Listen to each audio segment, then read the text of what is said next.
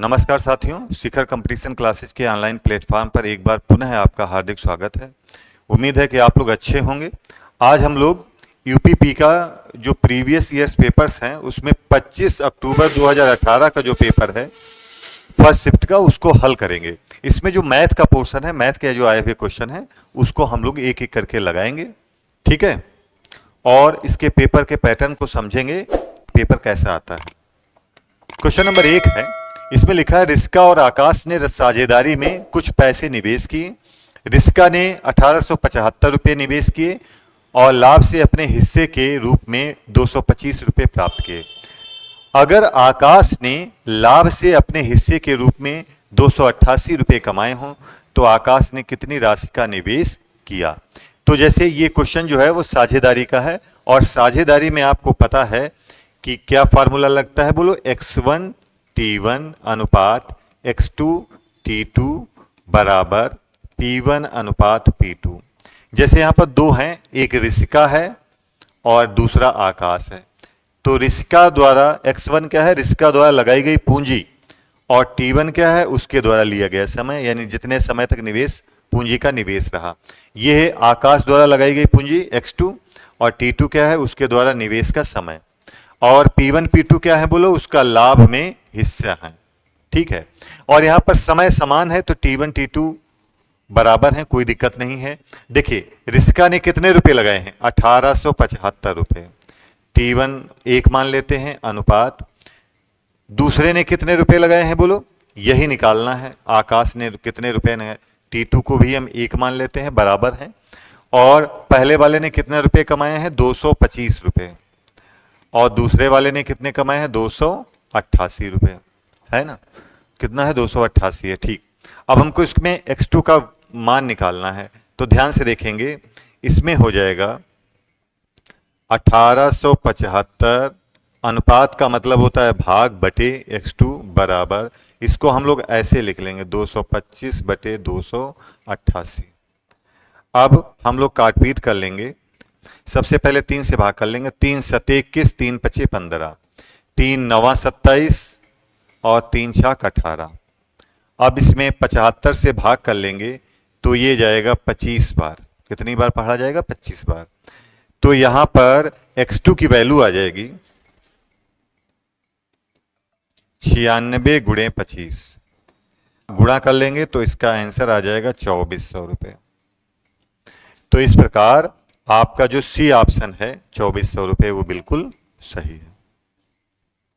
समझ में आ गया होगा। अब हम लोग क्वेश्चन नंबर 2 पर आते हैं। इसमें लिखा है, ये औसत का क्वेश्चन है। इसमें लिखा है 25 छात्रों के एक समूह द्वारा प्राप्त औसत अंक 24 थे। एक छात्र ने समूह छोड़ दिया जिसके परिणाम स्वरूप शेष छात्रों का औसत 25 हो गया, लेकिन एक अन्य छात्र समूह में शामिल हो गया जिससे परिणाम स्वरूप समूह के औसत अंक गिरकर 24.8 रह गए, ठीक है। समूह को छोड़ने वाले, समूह में शामिल होने वाले छात्र के औसत अंक कितने थे। थोड़ा इसकी भाषा लंबी है लेकिन सवाल में कुछ ज्यादा है नहीं। ध्यान से देखिए, शुरुआत में कितने छात्र हैं, बोलो 25। हम लोग टोटल निकाल लेंगे, टोटल बराबर होता है एवरेज इंटू नंबर। तो टोटल हो जाएगा, ये फार्मूला होता है टोटल बराबर एवरेज इंटू नंबर, है ना। 25 छात्र हैं, औसत कितना है, 24। तो इसकी गुणा करा लेंगे तो यह आ जाएगा 600। कितना आ जाएगा, बोलो, 600। फिर बाद में क्या है, एक छात्र ने जो है समूह छोड़ दिया तो कितने हो गए, 24। औसत कितना हो गया, 25, तो ये 600 हो गया। फिर कह रहे हैं एक छात्र समूह में शामिल हो गया तो फिर से 25 हो गए, और औसत कितना हो गया, 24.8। तो ये आ जाएगा, इसका गुणा कर लेंगे तो ये आ जाएगा 620। कितना आ जाएगा, बोलो, 620। तो देखेंगे इनमें अंतर कितने का है, बोलो, 20 का। इनमें अंतर कितने का है, 20 का। तो छोड़ने वाले और शामिल करने वाले, और इसमें अंतर कितने का है, 0 का।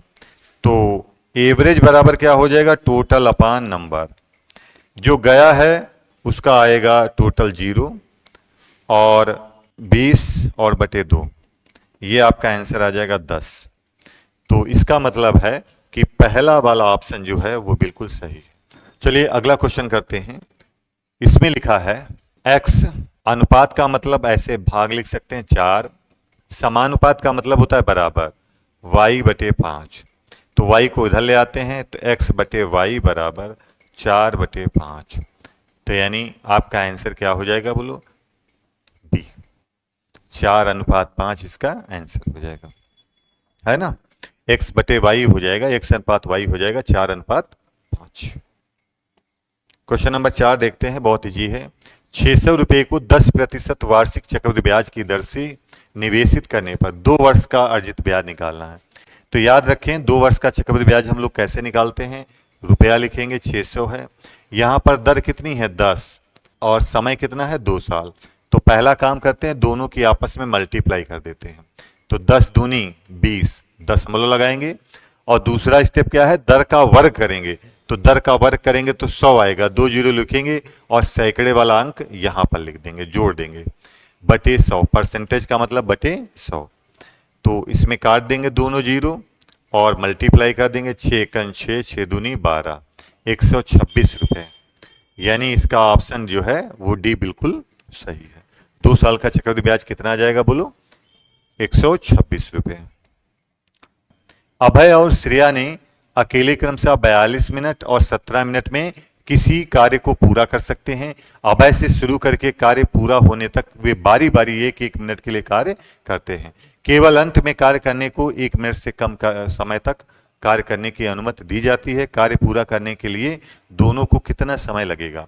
तो देखिए वर्क एंड टाइम का बहुत आसान सा क्वेश्चन है, इसको हम ऐसे लिख लेंगे, अभय और श्रेया दोनों 42 मिनट और 70 मिनट लगाते हैं। इसमें क्या कर देते हैं, एलसीएम लेते हैं, तो को दोनों का एलसीएम हो जाएगा 210। ये हो जाएगा टोटल वर्क, कुल कार्य। एलसीएम को क्या मानते हैं, कुल कार्य मानते हैं इस चैप्टर में। और भाग कर देंगे तो ये 5 बार और ये कितनी बार जाएगा, 3 बार। ये आ जाएगी क्षमता। अब हमको इससे कोई लेना देना नहीं है। मान लिया पेड़ ही लगाने हैं तो 210 पेड़ लगाए, एक दिन में लगाएगा 5 पेड़, बी लगाएगा, यस लगाएगा एक दिन में, श्रेया लगाएगी एक दिन में 3 पेड़, है ना। टोटल पेड़ कितने लगाने हैं, 210। अब इसमें कहा बारी बारी से लगाते हैं तो एक राउंड होगा 2 दिनों का। एक राउंड कितने दिनों का होगा बोलो, एक चक्र में 2 दिन आएंगे और 2 दिन में कितने पेड़ लगेंगे, 8। 2 दिन में कितने पेड़ लगेंगे, 8। तो 210 को हम 8 से भाग कर देते हैं, 210 को हम 8 से भाग कर देते हैं, 8 दूनी 16 और 8 छंग 48, यानी टोटल 26 राउंड लगेंगे। कितने लगेंगे, 26 राउंड। 26 राउंड का मतलब है एक राउंड में 8 पेड़ लगते हैं, 26 राउंड। अभी 2 पेड़ बचे भी हैं तो 26 राउंड में लगेंगे कितने, 208 पेड़। कितने लगेंगे बोलो, 208। अभी जो है 2 शेषफल बच रहा है। 26 राउंड का मतलब है एक राउंड 2 दिन का है, तो यानी ये हो गए 52 दिन। और जो 2 पेड़ बचे हैं, 2 शेषफल आ रहा है, ये अब किसकी बारी आएगी, राउंड पूरा होने के बाद ए आएगा। तो ये लगाएगा कितना, पूरे दिन में 5 पेड़ लगाता है, लगाने 2 पेड़ हैं, तो ये आ जाएगा 2/5। ठीक है, इतने मिनट। लेकिन यहां पर आंसर सेकंड में भी दिया है, तो 2/5 को हम क्या कर लेते हैं, 60 से मल्टीप्लाई कर देंगे तो यह आ जाएगा सेकंड। यानी आपका आंसर हो जाएगा 52 मिनट 24 सेकंड। ये आपका आंसर हो जाएगा। और इसमें ध्यान से देखेंगे कौन सा ऑप्शन सही है बोलो, पहला वाला ऑप्शन बिल्कुल सही है। ठीक है, चलिए अब हम लोग अगले क्वेश्चन की तरफ बढ़ते हैं। क्वेश्चन नंबर 6 देखते हैं, ये भी वर्क एंड टाइम का है। तो इसमें भी रक्षा 12 दिनों में किसी कार्य को पूरा कर सकती है, जबकि स्तर को काम पूरा करने में 20 दिन लगते हैं। वे एक साथ कार्य करना शुरू करते हैं, लेकिन कार्य खत्म हो जाने से 4 दिन पहले रक्षा कार्य छोड़ जाती है। स्तर कितने दिन कार्य करता है, ठीक है। तो लिख लेंगे रक्षा और स्तर दोनों कितने दिनों में करते हैं, 12 दिन और 20 दिन। एलसीएम इसका कितना हो जाएगा बोलो, 60। ये हमारा टोटल वर्क हो जाएगा, भाग कर देंगे 5 और ये 3 हो जाएगा। अब हमको इससे कोई मतलब नहीं है, टोटल पेड़ 60 लगने हैं। रक्षा एक दिन में 5 पेड़ लगाएगी, स्तर एक दिन में 3 पेड़ लगाएगा। लास्ट के 4 दिन देखिए क्या होता, आखिरी के 4 दिनों में, आखिरी के 4 दिन जो है वो रक्षा कार्य छोड़ देती है ना। तो आखिरी के 4 दिन केवल स्तर काम करता है, और स्तर 4 दिन में कितने पेड़ लगाया होगा, एक दिन में 3 पेड़ लगाता है, तो 4 दिन में 12 पेड़ लगाया होगा, लगाएगा, है ना।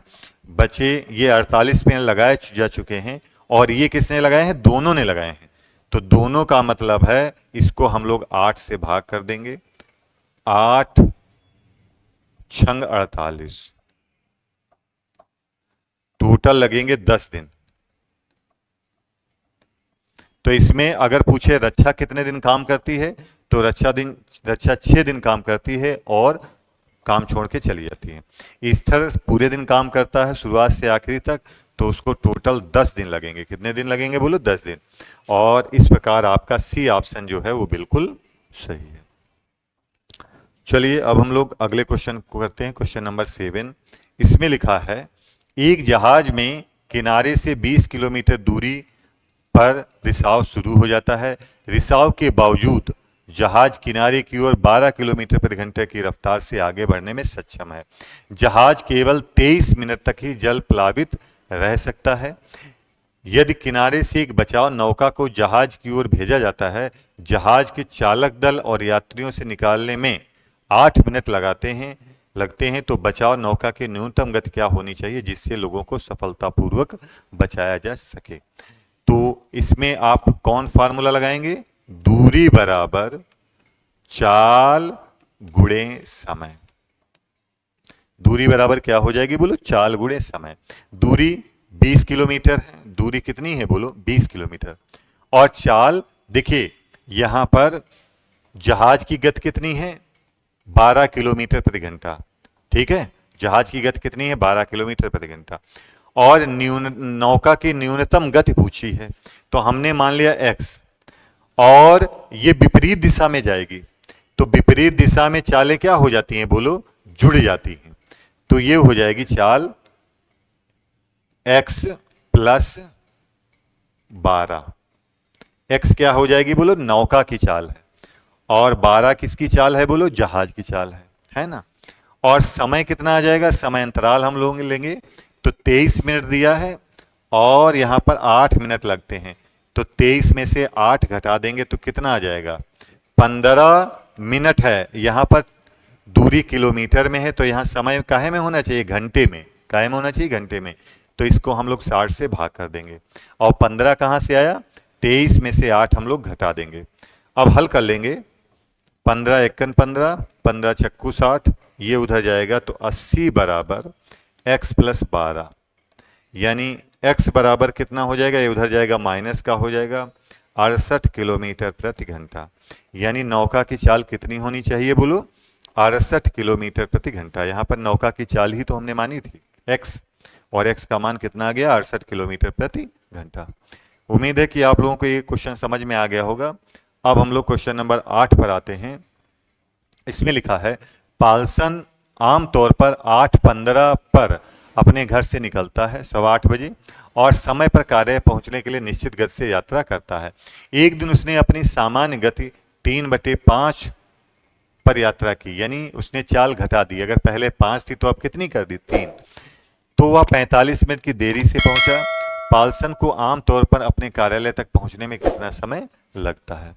तो ध्यान से देखेंगे, यहां पर चाल में अनुपात कितना दिया है बोलो।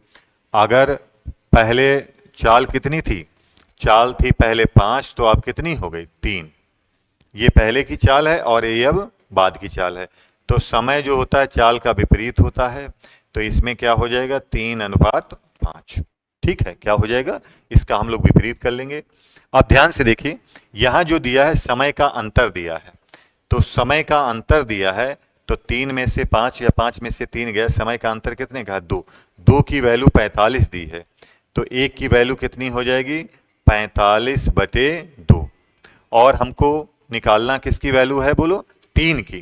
किसकी निकालनी है, 3 की। तो 3, इसको 3 से मल्टीप्लाई कर देंगे, तो ये हो जाएगा, समय बराबर हो जाएगा 45/2, एक की वैल्यू हो गई, हमको 3 की वैल्यू निकालनी है। हल कर लेंगे। 3 क्या है? हाँ, ये मिनट है ना, 45 मिनट है। तो इसको ध्यान से देखेंगे, इसको 60 से भाग कर देंगे तो ये काहे में बदल जाएगा? घंटे में, है ना। अब इसको हल कर लेंगे तो 15 तिहाई 45, 15 चक्कू 60, और ये आ जाएगा 9/8, या 1 = 1/8 घंटे। वैसे मिनट में आता, 60 से भाग कर दिया तो काहे में आ जाएगा? घंटे में। तो 1 = 1/8 घंटे का मतलब है आपका चौथा ऑप्शन बिल्कुल सही है। ठीक है। अब हम लोग क्वेश्चन नंबर 9 पर आ जाते हैं जल्दी से, और इसको हल करते हैं। ये वी बोडमास पर आधारित बहुत आसान सा क्वेश्चन है, इसको जल्दी से हल करते हैं। आपको पता है सबसे पहले ब्रैकेट हल करते हैं, तो सबसे पहले छोटा ब्रैकेट इसमें हल करेंगे, और उसमें सबसे पहले किसको हल करेंगे? भाग को। तो हम इसको लिख लेते हैं, 48 प्लस बड़ा ब्रैकेट बनाते हैं, बाकी वैसे लिख लेंगे 25 माइनस मंझला ब्रैकेट 20 माइनस छोटा ब्रैकेट 11 माइनस, अब इसमें भाग करेंगे तो कितना आ जाएगा? 16 को 2 से भाग करेंगे 8, और गुणे 4, छोटा ब्रैकेट मंझला और बड़ा सब बंद कर लेंगे। अब फिर से वैसे लिख लेंगे, माइनस मंझला ब्रैकेट 20। अब इसमें क्या कराएंगे? गुणा कराएंगे। क्या कराएंगे बोलो? गुणा कराएंगे। भाग के बाद गुणा कराएंगे, तो माइनस ये आ जाएगा, 11 में से 8 चक्कू 32 गया, तो क्या है ना, ये आ जाएगा कितना बोलो? 32 में से 11 जाएगा तो आपका आंसर आ जाएगा -21, है ना। 11 में से 32 माइनस हुआ तो कितना आ गया बोलो? -21। अब मंझला ब्रैकेट और बड़ा ब्रैकेट बंद कर लेंगे। 48 प्लस 25 माइनस 20, ये माइनस माइनस क्या प्लस हो जाएगा, तो 20 में 21 जुड़ जाएगा तो कितना हो जाएगा? 41, है ना। कितना हो जाएगा? 41। आगे हल कर लेंगे, 48 और 25 में से 41 घटेगा तो माइनस का 16 आ जाएगा, और इस प्रकार आपका आंसर हो जाएगा 32। इसका मतलब है आपका बी ऑप्शन जो है वो बिल्कुल सही है। इसमें हम लोग वी बोडमास का नियम लगाएंगे। सबसे पहले ब्रैकेट को हल करेंगे, ब्रैकेट में भी सबसे पहले छोटे ब्रैकेट को हल करेंगे, और ऐसे क्रम से हल करते हुए चलेंगे। ठीक है। अब हम लोग क्वेश्चन नंबर 10 पर आते हैं, और इसको हल करना है। इसको थोड़ा हम दशमलव मैनेज कर लेते हैं। पहले लिखा है 256, और थोड़ा स्पेस देके लिख लेते हैं। फिर है 25.6, फिर थोड़ा स्पेस दे लेते हैं। फिर है 2.56, फिर थोड़ा स्पेस दे लेते हैं। ऐसे लिख लेते हैं 0.256 और प्लस 0.0256। अब ध्यान से देखेंगे कि इसमें दशमलव के बाद अधिकतम अंक कितने हैं बोलो? 4। तो सब में हम 0 बढ़ा के अंक बराबर कर लेते हैं। तो हम चाहें तो इसमें भी 0 बढ़ा सकते हैं। इसमें 2 0 बढ़ा दें तो 4 अंक हो जाएंगे, इसमें 3 0 बढ़ा दें, और इसमें दशमलव लगा के 4 0 बढ़ा देते हैं। ठीक है। अब इसमें दशमलव मैनेज हो गए। अब जो है हम इसको हल कर लेते हैं।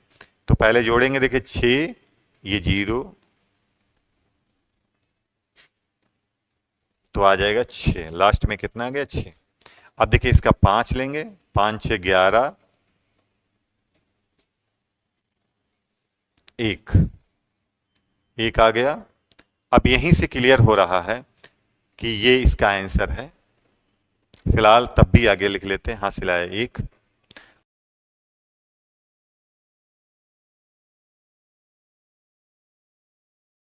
और केवल 2 बचा, तो आपका कितना आ जाएगा? इतना आ जाएगा। लेकिन क्लियर शुरुआत में ही हो गया था, जैसे ही 16 आया था वैसे ही क्लियर हो गया था कि इसका कौन सा ऑप्शन सही है बोलो? चौथा ऑप्शन बिल्कुल सही है। चलिए अब हम लोग क्वेश्चन नंबर 11 को करते हैं, और इसमें कहा है नीचे दी गई भिन्नों में से कौन सी भिन्न 13/19 के बराबर नहीं है। तो देखिए इसको काट लेते हैं, तो ये काट लेते हैं 3 से। देखिए 3 एकन 3, 3 तिहाई 9, और यहाँ पर 19 आ जाएगा। 3 एकन 3, 3 9 27, ये तो है। इसको काट लेते हैं 7 से। 7 एकन 7, 7 तिहाई 21, और ये भी काटेंगे तो 19 सते 133।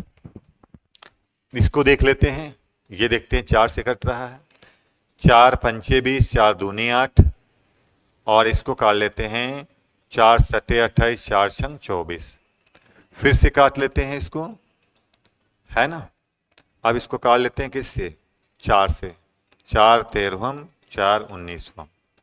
तो इसका मतलब है सब में 13/19 आएगा और किस में नहीं आएगा, सी में नहीं आएगा। तो आपका आंसर क्या आ जाएगा बोलो, सी, 195/247। इसमें कहा है कि 47, 141, 188 का आपको लासा निकालना है, लघुत्तम। तो 47, 141 और 188 लिख देते हैं। सबसे पहले हम 2 से काटते हैं, तो 47 वैसे रहेगा, 141 वैसे रहेगा, 2 9 18 और 2 चक्कू 8। फिर से जब तक 2 से कटता रहेगा तब तक काट लेंगे। 2 से फिर से काट लेते हैं, 47 वैसे लिखते हैं, 141 और यहाँ पर 2 से काटेंगे तो 47 आ जाएगा, है ना। अब ये किससे कटेगा, 3 से काट लेते हैं। किससे काट लेते हैं, 3 से। तो 47 में तो पहाड़ा लगेगा नहीं, ये हो जाएगा 3 चक्कू 12 और 3 सते 21। अब ये 47 का पहाड़ा लग जाएगा।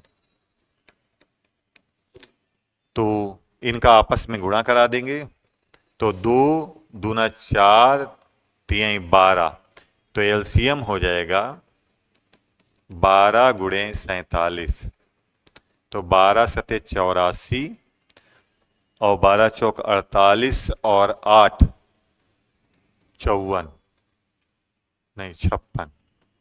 तो आपका आंसर आ जाएगा 564। कितना आ जाएगा बोलो, 564। ए ऑप्शन आपका बिल्कुल सही है। अब हम लोग क्वेश्चन नंबर 13 पे आ जाते हैं और इसमें लिखा है 840/x और 960/x दोनों धनात्मक पूर्णांक हैं और इसलिए x भी है, x का अधिकतम संभव मान कितना है।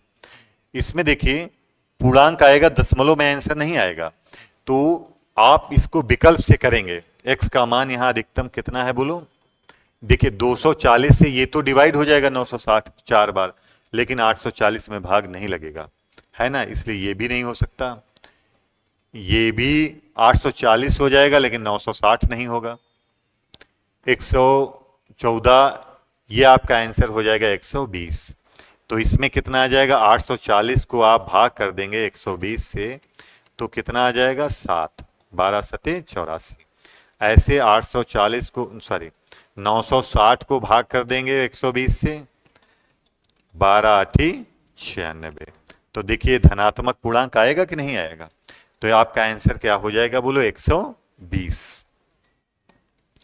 अब हम लोग क्वेश्चन नंबर 14 पर आते हैं। जो संख्या 12 से डिवाइड होगी वो संख्या 3 से भी डिवाइड होगी और 4 से भी डिवाइड होगी। 3 से डिवाइड होने का मतलब है कि अंकों का योग 3 से विभाज्य हो। ये रूल तो आप लोग जानते ही होंगे। और 4 से विभाजकता का नियम है अंतिम दो अंक 4 से विभाज्य। तो ध्यान से देखेंगे, इसमें अंकों का योग कर लेते हैं सबसे पहले। तो इसमें हो जाएगा 1 4 5 5 7 12, 12 और 8 20। तो ये 3 से डिवाइड नहीं है। ऐसे इसको देख लेते हैं, 4 3 7 16, 16 और 7 23, 23 6 29। ये भी 3 से डिवाइड नहीं है। ऐसे इसको देख लेते हैं, 2 8 10 18, 18 5 23, 23 6 29। ये भी 3 से डिवाइड नहीं है। और इसको जोड़ लेते हैं, 7 5 7 12, 2 14, 2 16 और 8 24। तो केवल यही 3 से विभाज्य है। इस और ये 4 से भी विभाज्य है, अंतिम दो अंक 4 से विभाज्य है। तो आपका आंसर हो जाएगा डी। जो संख्या 3 से भी विभाज्य है, 4 से भी है, वो 12 से जरूर होगी। क्वेश्चन नंबर 15 पर आते हैं। इसमें लिखा है यदि 154 मीटर लंबी रस्सी के 9:5 के अनुपात में विभाजित किया जाता है तो छोटे टुकड़े की लंबाई कितनी होगी। तो देखिए 154 मीटर है और ये टोटल है तो 9 5 14 इधर कर लेंगे, है ना, और भाग कर लेंगे, एक की वैल्यू निकालेंगे, 14 एकन 14, 14 एकन 14, एक की वैल्यू 11 आ गई। छोटे का मतलब है 5 से डिवाइड कर देंगे, 11 पचे 55। तो इस प्रकार आपका आंसर क्या आ जाएगा बोलो, बी हो जाएगा, 55 मीटर। क्वेश्चन नंबर 16 देखते हैं। इसमें लिखा है कि 435 का 78% कितना होगा। तो निकाल लेते हैं। 435 का 78% का मतलब होता है बटे 100, बटे परसेंट का मतलब होता है क्या, बटे 100। अब हम लोग इसको हल कर लेते हैं, तो गुणा करा लेते हैं जल्दी से। तो 435 को हम लोग 78 से गुणा करा लेते हैं, तो 8 पंचे 40, 8 तिहाई 24, 4 28, 8 चक्कू 32 और 2 34, 7 पचे 35, 7 तिहाई 21 और 3 24, 7 चौक 28, 2 30।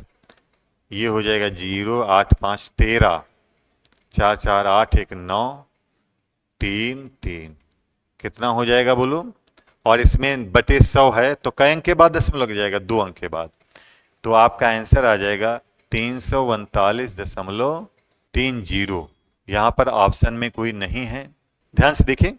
यहां पर इसका आंसर आएगा 339.30, ये होना चाहिए, जो ऑप्शन में नहीं है। और आयोग ने भी इसमें स्टार लगाया है, मतलब इसके नंबर सभी को दिए हैं, क्योंकि इसमें ऑप्शन मैच नहीं कर रहे हैं। इसका सही आंसर आ जाएगा 339.30। क्वेश्चन नंबर 17 देखते हैं। इसमें लिखा है x को 9% वार्षिक साधारण ब्याज पर 7 वर्ष के लिए निवेश करके उतना ही ब्याज प्राप्त होता है जितना y को 5.25% वार्षिक साधारण ब्याज की दर पर 16 वर्ष के लिए निवेश करके प्राप्त होता है। x अनुपात y का मान। तो देखिए, धनराशि x है, 1 साल का ब्याज 9% है, 7 साल का हो जाएगा 9 सते 63%। हाँ, बराबर ब्याज बराबर है, उतना ही ब्याज है, तो y लिख लेंगे। और ये कितना है, 5.25% है, कितना 16, तो इसको मल्टीप्लाई कर देंगे तो ये हो जाएगा 84%। ठीक है, आपको x अनुपात y निकालना है, बटे कर लेंगे तो 84/63 ये परसेंटेज है। तो ध्यान से देखेंगे, इसको काट पीट कर लेंगे, 21 तिहाई 63 होता है, 21 चक्कू 84। तो आपका आंसर आ जाएगा 4/3, यानी x अनुपात y हो जाएगा 4:3। तो इस प्रकार सी ऑप्शन जो है वो बिल्कुल सही है।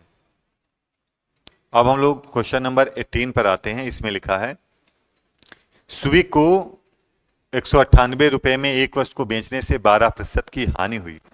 ठीक है, 8% लाभ कमाने के लिए उसे किस कीमत पर बेचना चाहिए। तो देखिए, हानि होगी तो हमेशा 100 में से घटाएंगे, और लाभ होगा तो 100 में हमेशा जोड़ेंगे। तो 12% की हानि हुई, यानी 198 जो है ये 88% के बराबर। कितने परसेंट के बराबर है बोलो, 100 में से 12 घटा देंगे तो 88%। और 8% लाभ कमाना है, यानी 108% हमको निकालना है। लाभ होगा तो 100 में जोड़ेंगे, और हानि होगी तो 100 में घटाएंगे। काट पीट कर लेंगे, ठीक है। तो इसको काट पीट कर लेते हैं, 4 से काट लेते हैं। देखिए, तो 4 दूनी 8, 4 दूनी 8, और इसको काट लेते हैं 4 दूनी 8, 4 सत्ते 28। ठीक है, अब इसको 11 से काट लेते हैं, 11 दूनी 22, 11 इक्कन 11, नहीं 2 से काट लेते हैं, 2 11, और इसको काट लेते हैं 2 9 18, 2 9 18, 11 9 99, गुणा करा लेंगे तो 9 सते 63 है ना, 9 सते 63, और 9 दूनी 18 और 6 24। तो कहा है कितना बढ़ाना चाहिए, उसकी कीमत को कितना बढ़ाना चाहिए। तो 198 243 से घटा देंगे तो आपका आंसर आ जाएगा 45। यानी कितना बढ़ाना चाहिए बोलो, 45 बढ़ाना चाहिए। यहाँ पर हम लोग डिफरेंस ले लेंगे और 243 में से 198 माइनस करेंगे तो 45 बढ़ेगा। ठीक है, क्वेश्चन नंबर 19 देखते हैं। एक खिलौने का रियायती मूल्य 1470 है। यदि छूट 16% थी तो खिलौने का अंकित मूल्य ज्ञात करो। तो देखिए, एक 1470 क्या है, ये विक्रय मूल्य है। रियायती मूल्य मतलब विक्रय मूल्य, और 16% की छूट पर कोई वस्तु बेची गई। छूट का मतलब कमी होता है, हमेशा 100 में से घटाएंगे, तो 100 में से 16 घटा देंगे तो 84%। अंकित मूल्य का मतलब है, इस चैप्टर में अंकित मूल्य को हम लोग 100% मानते हैं, यानी 100% की वैल्यू पूछी है। भाग कर लेंगे, पहले 4 से काट लेते हैं। 4 दूनी 8, 4 एक्कन 4, ठीक है। और इसको 4 से भाग कर लेते हैं, ये 25।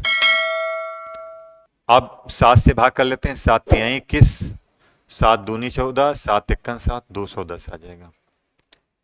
अब 3 से काट लेंगे इसको, 3 सत्ते 21, 0, 7 पचे 35, 7 दूनी 14 और 3 17, 1750 रुपये आपका आंसर हो जाएगा। इसका मतलब है कि बी ऑप्शन जो है वो बिल्कुल सही। ठीक है दोस्तों, तो आज हम लोगों ने जो 25 अक्टूबर 2018 को पेपर हुआ था उसको हम लोगों ने चालू किया, मैथ के पोर्शन को। उम्मीद है कि आप लोगों को इससे बहुत कुछ अंदाजा लगेगा कि एग्जाम में पेपर कैसा आता है, पेपर के पैटर्न को आप लोग समझेंगे। और आप लोग कमेंट करके बताएं कि आज की वीडियो आपको कैसी लगी, और अगर आप चैनल पर नए हैं तो चैनल को सब्सक्राइब जरूर कर लें। ठीक है, फिर से मिलते हैं एक नई वीडियो में, तब तक के लिए आप सभी को नमस्कार।